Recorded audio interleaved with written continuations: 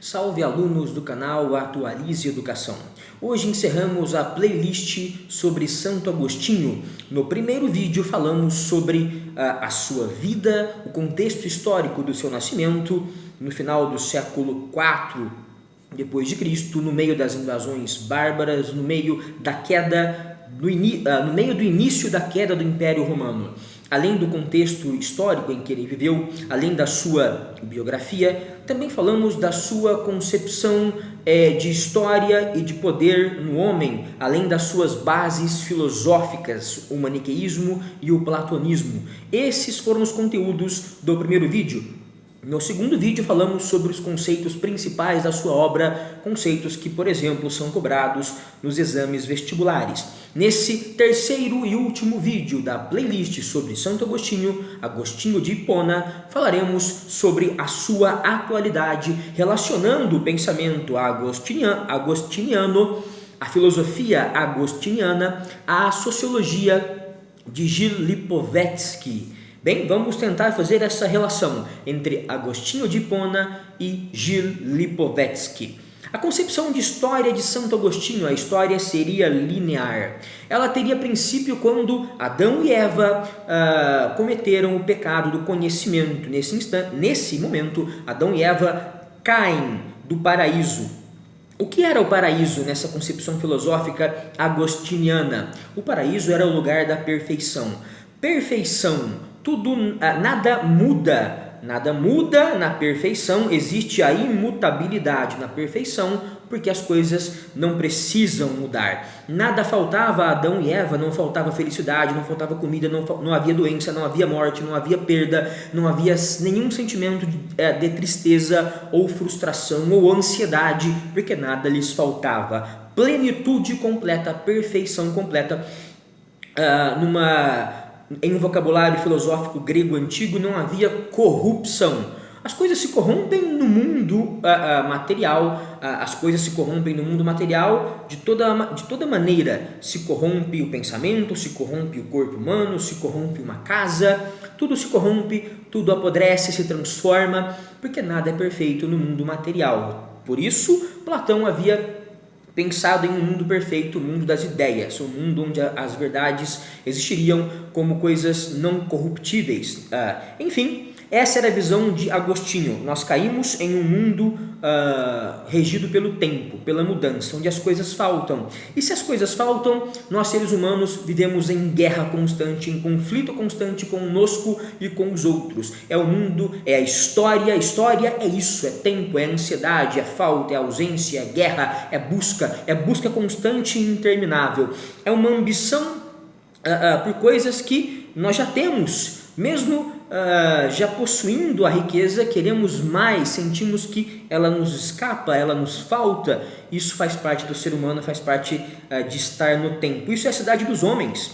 Para Santo Agostinho, essa cidade dos homens, entre aspas, desapareceria com Roma, a queda do Império Romano, do maior império da materialidade, da ambição, a queda desse império. Agostinho, quando morre em 430, via os bárbaros vândalos invadindo o norte da África, as províncias romanas do norte da África. Enfim, vendo isso, Agostinho percebia que nenhum império deixa de ser efêmero, para usar uma expressão do Gilles Lipovetsky, a era do efêmero. Enfim, entraríamos então na cidade de Deus, que começou a ser construída quando Cristo nasceu. A cidade de Deus é essa volta à perfeição. Cristo teria dado uma mensagem dentro do Império Romano, dentro da província de Israel. É preciso enxergar que esse mundo é corrupto, não passa de um castigo divino, é preciso abandonar a carne, a materialidade, a ambição material e procurar o mundo eterno, a cidade de Deus, o paraíso. Aqui temos duas influências bem específicas, bem claras, na obra de Santo Agostinho, nessa concepção histórica de Santo Agostinho, o maniqueísmo de um lado e o platonismo do outro. Pelo maniqueísmo, nós temos uma rivalidade, reino do bem, reino do mal, reino da luz, reino das trevas. O que seria o reino do mal, das trevas? O corpo, a carne. A carne é má, a carne é trevosa por uma razão muito simples. Ela nos vicia, ela nos corrompe, ela nos leva a paixões desmedidas, descontroladas. à prostituição, ao alcoolismo, a busca sedenta por ouro, prata, riqueza, ela leva, a carne leva o homem à ambição, à luta cega pelo poder, à autodestruição, enfim, ao que é em essência a cidade dos homens. É preciso, no maniqueísmo, que é uma doutrina religiosa nascida no Império Persa e se espalhada no Império Romano nos anos 200 e 300, é preciso, segundo esse pensamento religioso, que é muito amplo, que é muito difundido pelo mundo antigo, enfim, é preciso evitar o consumo até mesmo de produtos de origem animal e evitar a procriação humana. O corpo humano deve desaparecer da face da terra, para que sobre apenas a alma, a luz, livre do corpo. Enfim, influência do maniqueísmo. O corpo deseja, o corpo é a cidade dos homens. E a influência de Platão? Platão via dois mundos: o mundo corruptível, material, o mundo em que o nosso corpo vive. O corpo, para Platão, era uma caverna. É isso que ele queria dizer com a alegoria, com a história, o mito da caverna. O corpo é uma caverna e os sentidos são a forma que o corpo usa, são a forma de conhecimento do corpo, uma forma que nos engana. Pelos sentidos, apenas conhecemos as coisas passageiras, as coisas presas no tempo, que se corrompem, que apodrecem. O corpo é mentira, mas a ideia, a reflexão, a alma racional, a razão nos leva à verdade, nos leva ao mundo fora da caverna. Na alegoria da caverna, Platão afirma que o mundo verdadeiro está fora do corpo, um mundo onde é possível ver a verdade como um sol. Ninguém atinge o sol, mas todos buscam esse astro, essa verdade, todos vão atrás dela, enxergam-na usando a razão, a alma racional. Enfim, dois mundos: um mundo perfeito, o mundo racional, o mundo inteligível, isso quer dizer acessível pela inteligência, pela ideia, e o mundo dos sentidos, o mundo sensível, o mundo corrupto. Esses dois mundos platônicos vão inspirar Santo Agostinho na sua ideia de cidade dos homens, corrupta, e cidade de Deus, incorrupta, perfeita, eterna. O maniqueísmo influencia Agostinho também por conta de enxergar no corpo essa materialidade típica da cidade dos homens, o engano, o vício, em oposição à alma, né? À razão, ao pensamento, enfim. E Lipovetsky? Lipovetsky fala de uma sociedade pós-política.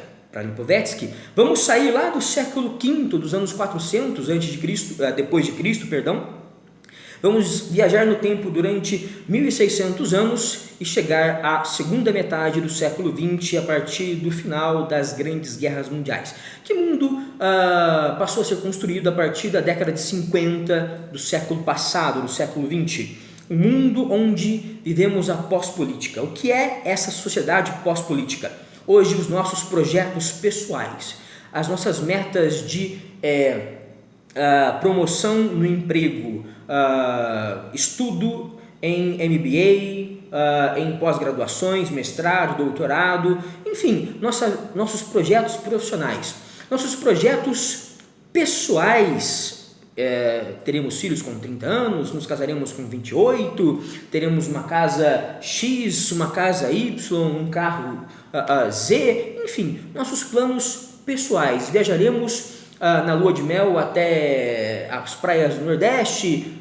Esses planos pessoais, esses projetos individuais, egoístas, estão à frente, esmagaram os projetos ideológicos. As ideologias que eram projetos coletivos desapareceram. Política é coletividade, política é a arte, a técnica, o conhecimento humano de viver na polis. Política vem da palavra polis, cidade, o outro, o coletivo. Perdemos os projetos políticos. O que era melhor? O socialismo, o comunismo, o anarquismo, o liberalismo, o neoliberalismo? Hoje não nos interessa discutir política, nos interessa apenas o nosso futuro profissional e pessoal. Enfim, não existe mais política, sociedade pós-política, descremos nos outros, na coletividade. Mas e a ecologia? É uma preocupação com o outro, com o futuro do mundo? Não, a ecologia não passa de um marketing pessoal. dizemos que consumimos carnes ecológicas, dizemos que plantamos árvores apenas para promovermos a nossa imagem nesse marketing pessoal das redes sociais ou para dormirmos de consciência limpa. Eu creio que poucos hoje realmente têm uma consciência pesada, suja, porque não plantaram árvores suficientes ou porque comem em demasia fast food, carne, e se preocupam com como os animais são abatidos ou com a emissão de gás metano pelo gado do mundo, emissão de gás metano que é pior do que todos os sistemas de transporte juntos. Enfim, poucos eu acho têm consciência pesada sobre isso. A maioria quer fazer mesmo marketing social. Escolas fazem isso, prefeituras fazem isso, enfim, marketing social. Vamos ser ecológicos. Ninguém se preocupa com o outro, na verdade. Sociedade pós-política. Vivemos um hiperindividualismo. Para Lipovetsky, vivemos em um hedonismo consumista. Isso quer dizer o quê? Não pensamos no futuro. Pensamos no presente. O presente parece ser eterno. Parecemos viver em um presente contínuo. O passado não nos ensina mais.